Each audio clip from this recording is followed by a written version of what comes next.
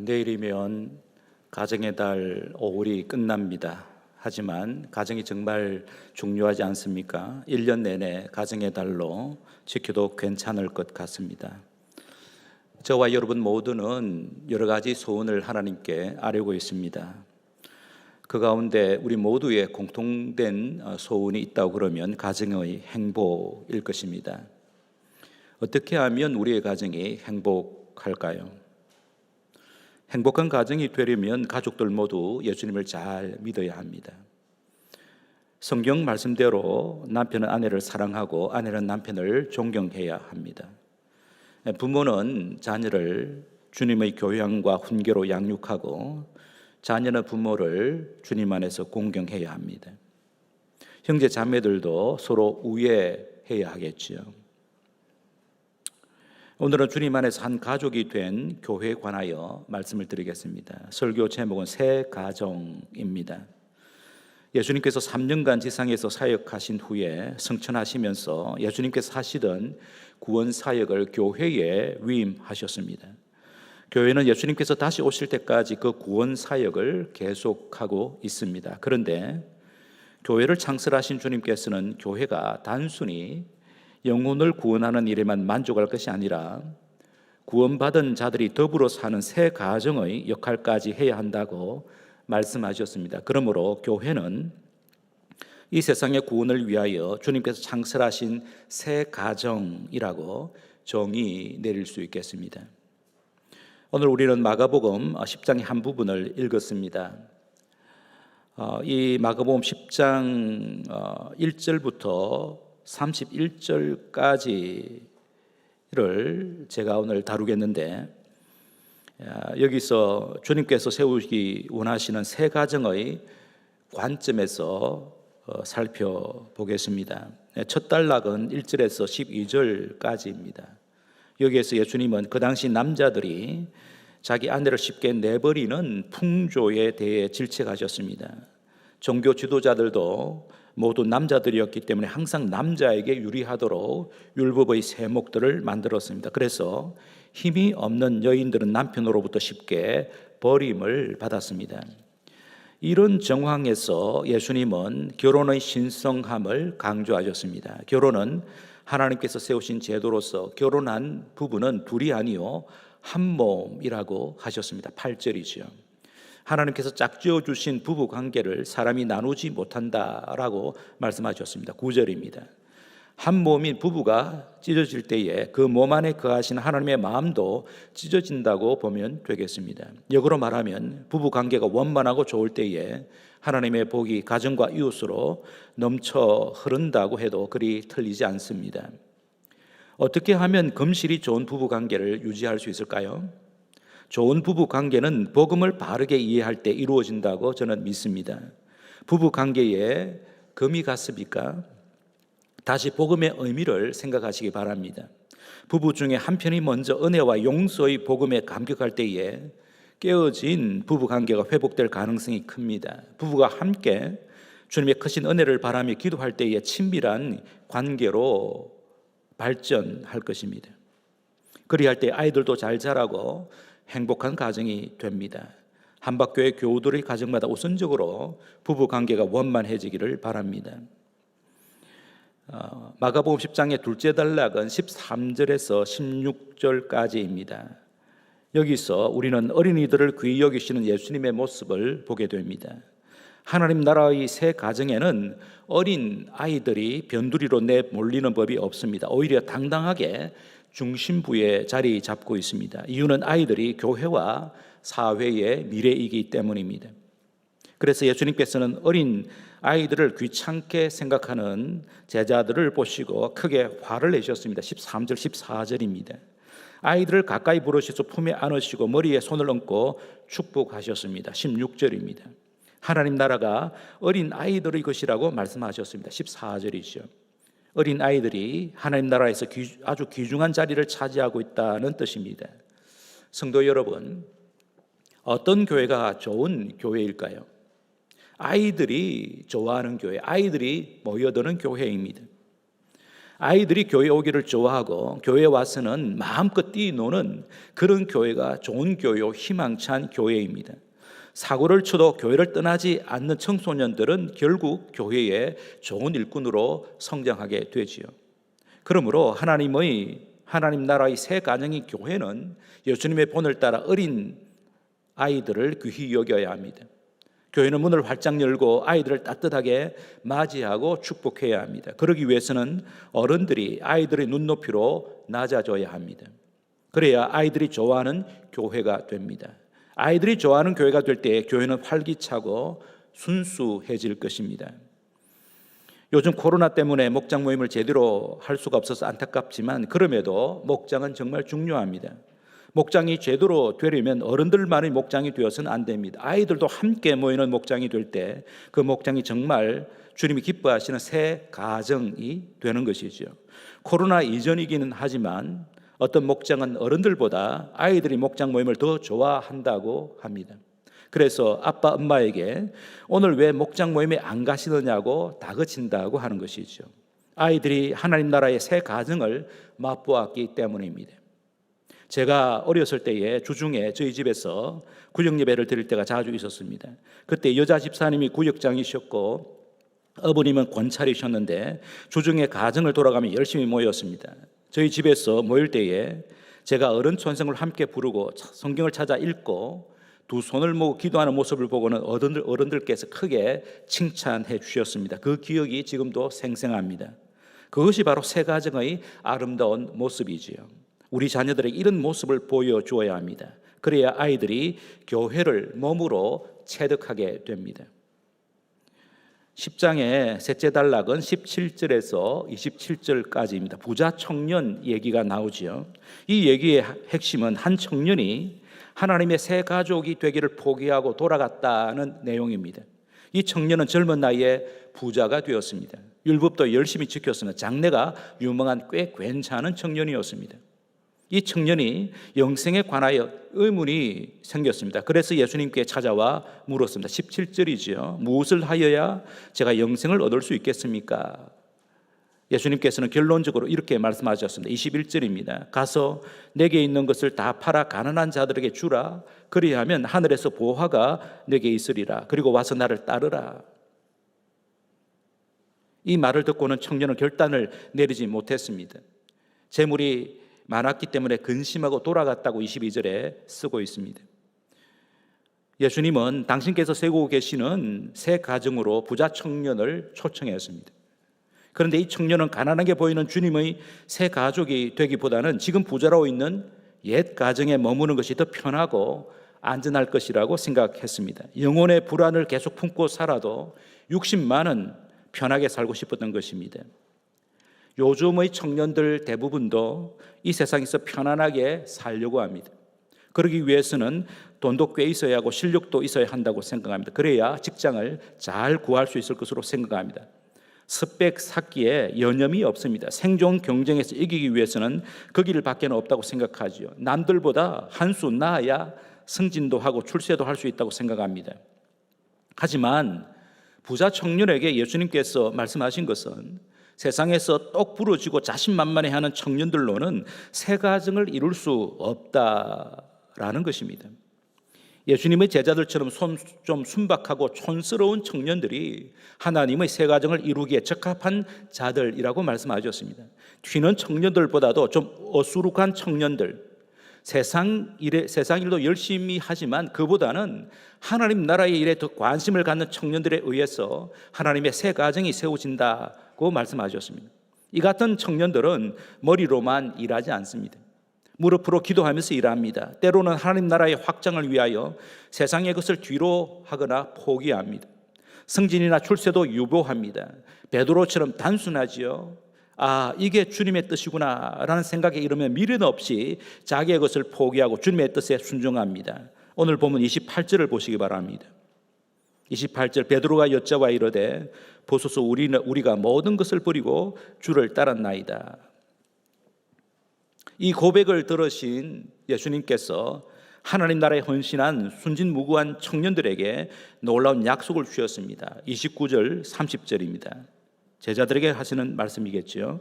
29절 30절 우리 함께 읽도록 하겠습니다. 같이 읽습니다. 예수께서 이르시되 내가 진실로 너에게 이르노니 나와 복음을 위하여 집이나 형제나 자매나 어머니나 아버지나 자식이나 전토를 벌인 자는 현세에 있어 집과 형제와 자매와 어머니와 자식과 전토를 100배나 받되 박해를 겸하여 받고 내세의 영생을 받지 못할 자가 없느니라. 예수님은 옛 가정을 버린 자들에게 새 가정을 얻게 될 것이라고 약속하셨습니다. 옛 땅을 버린 자들에게 새 땅을 얻을 것이라고 약속하십니다. 죽은 다음에라야 복을 누리는 것이 아니라 지금 이 땅에서도 현세에서도 복을 누릴 것이라고 약속하셨습니다. 그것도 100배나 복을 받을 것이라고 약속하셨습니다. 예수님의 이 약속은 과장이나 거짓일 수 없습니다. 그냥 비유로 말씀하신 것도 아닙니다. 그러므로 우리가 복을 받지 못했다면 우리에게 문제가 있습니다. 우리의 옛것을 버리지 않았기 때문입니다. 물론 예수님의 말씀대로 박해를 겸하여 받지요. 30절에 중간에 말씀하고 있죠. 30절 중간에 100배나 받되 박해를 겸하여 받고. 왜 박해가 따를까요? 옛것을 버리기가 쉽지 않기 때문입니다.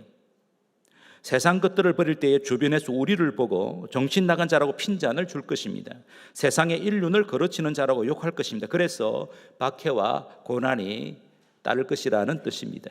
그러나 예수님께서 하사하시는 새 가정과 새 땅의 축복 때문에 그 시련을 넉넉히 이길 수 있습니다. 결국 마지막 날에 영생의 나라, 온전한 새 가정에 들어갈 것입니다. 이것이 예수님께서 믿음의 청년들에게 주신 약속입니다.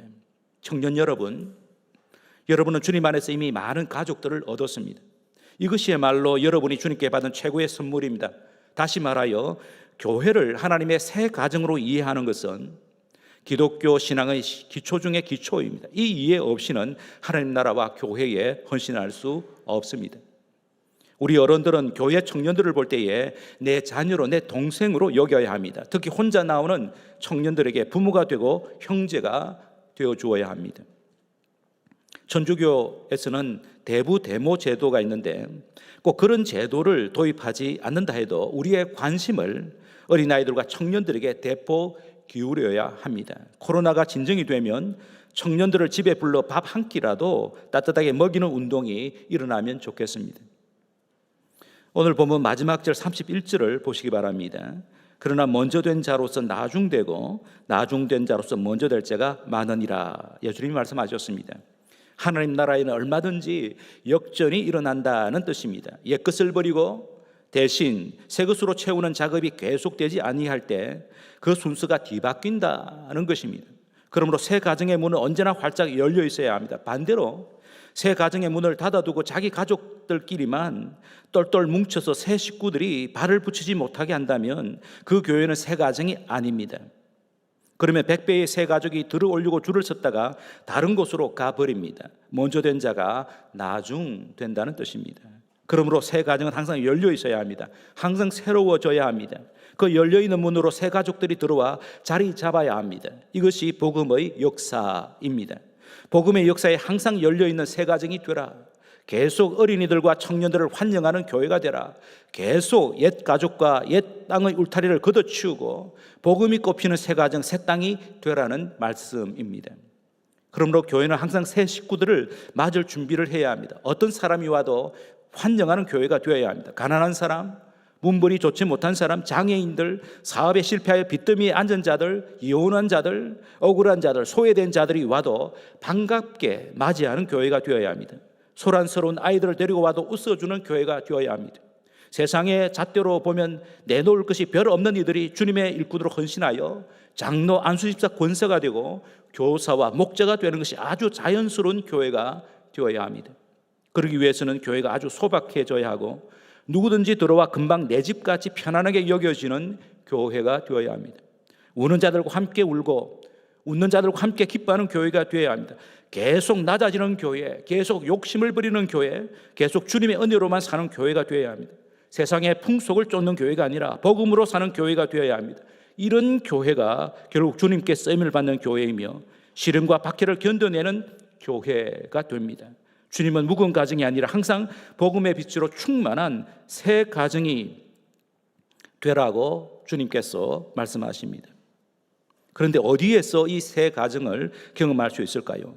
주님 안에서 몇몇 형제와 자매들이 자주 만나는 소그룹 안에서 하나님의 새 가정을 가장 잘 경험할 수 있을 것입니다. 그래서 요즘에 교회마다 어떻게 하면 건강한 소그룹을 육성하느냐에 관심이 많습니다. 우리 교회가 강조하는 목장 모임도 같은 맥락에서 나왔습니다. 목장 모임의 목표 가운데 하나는 목장이 하나님의 가족 공동체가 되는 것입니다. 많게는 12명의 교우들이 한 가족이 되어 일주일에 적어도 한 번은 만나 서로를 돌보고 격려하고 세우는 하나님의 가족 공동체가 목장입니다. 성경적 가치관을 따라 모두 건강한 가정의 일원이 되도록 목원들이 서로를 돕습니다. 목원들의 가정마다 주님 안에서 행복한 가정이 되도록 격려합니다. 목원들의 자녀들은 남이 아니라 자기 자녀처럼 여겨서 함께 양육합니다. 아이들과 청년들에게 확대된 새 가정을 맛보게 함으로써 생생한 교회 공동체를 실감하게 합니다. 세상의 가치관에 대항하기 위하여 함께 힘을 모아 대안적 실천을 모색합니다. 혼자서는 할 수 없는 것들을 함께 실천함으로써 복음의 위력을 경험합니다. 그러므로 목장 모임은 하면 좋고 하지 않아도 괜찮은 모임 정도로 생각해서는 안 됩니다. 오히려 하나님의 새 가정을 경험하는 가장 좋은 대안으로 여겨야 합니다. 요즘 코로나로 인하여 목장 모임을 제대로 하지 못하고 있지만 어떤 방식으로든지 모여야 합니다. 4명 이하로 모이든지 영상으로 모이든지 어떻게 하시든지 어떻게 해서든지 열심히 모여 목장 모임의 목적인 하나님의 가족 공동체를 생생하게 구현해야 합니다. 그런데 오늘 본문 29절 30절을 자세히 보면 이상한 것 2가지를 발견하게 됩니다. 하나는 옛 배우자를 버리라 그리하면 새 배우자를 얻을 것이다 라고 하지 않습니다. 이미 앞에서 말씀드렸듯이 부부는 영원한 한 몸이기 때문입니다. 물론 상대편에 의해 이혼을 당하기도 합니다. 세상이 악하기 때문이죠. 이혼을 당해서는 빨리 자유해야 합니다. 옛 배우자에 대하여 원한을 품지 말고 오히려 용서하고 그의 행복을 바라며 기도해야 합니다. 그리고 자신은 주님 안에서 믿음으로 굳게 서서 자립해야 합니다. 그러나 이혼하지 않기 위하여 최선을 다해야 하지요. 죽을 각오를 하고 주님의 은혜를 간구하며 버틸 대로 버텨보아야 합니다. 부부는 싸워도 같이 살면서 싸워야 합니다. 그래야 새 가정으로 회복할 수 있는 기회가 찾아옵니다. 지금 이 시간에 부부들 자기 배우자를 한번 바라보시기 바랍니다. 옆에 없으면 지금 여러분의 배우자는 어디에 계십니까? 생각하며 떠올려 보시기 바랍니다. 지금까지 같이 살아온 것 고맙게 생각이 듭니까? 그게 정상입니다. 그런데 같이 사는 것이 지겹다고 생각이 듭니까? 그건 비정상입니다. 회개해야 합니다. 그래야 여러분이 행복해질 수가 있습니다. 또 한 가지 이상한 부분이 있습니다. 29절에 30절 보면 버린 것에서 얻지 못할 것이 한 가지가 있습니다. 보십시오. 29절에 뭘 버리는 것을 이야기하죠. 나와 복음을 위하여 집이나 형제나 자매나 어머니나 아버지나 자식이나 전토를 벌인 자는 얻게 되지요. 30절에 현세에서 집과 형제와 자매와 어머니와, 근데 아버지는 얻지 못합니다. 어머니와 자식과 전토를 100배나 받는다 이렇게 말씀을 하고 있죠. 아버지를 버리면 아버지를 얻어야 되는데 아버지 얻는다 말하지 않고 있습니다. 예수님께서 실수로 빼먹었을까요? 아닙니다.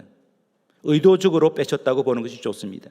주님의 새 가정에는 버린 아버지 대신으로 새로 얻어야 할 아버지가 없다는 뜻입니다.